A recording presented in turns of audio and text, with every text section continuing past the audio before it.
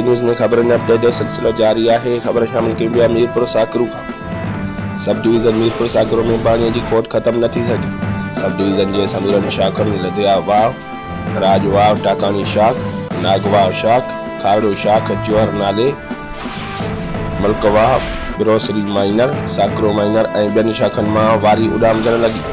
फसल सुकी दबाव थी विया, जानवर उन विघे मरण लगा, संगीन ॾुकार पैदा थियण लॻो। तालका हेडक्वार्टर शहर साकरो में पीअण जे पाणीअ जो शदीद बहरान पैदा थी वियो। शहरी पानी फुरे लाइ परेशान। सब डिवीज़न साकरो में पानी न होने करे ज़मीनूं बंजर बणजण लॻियूं। आबपाशी इंतजामिया पानी ॾियण में नाकाम।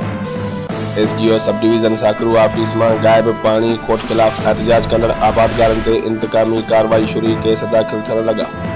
आबादगारनि मुतालबो कयो त फौरी तौर ते शाखुनि में पानी छॾियो वञे। रिपोर्ट करे रहिया परवेज़ अयाज़ अली गबोल, बे न्यूज़ मीरपुर साकरू।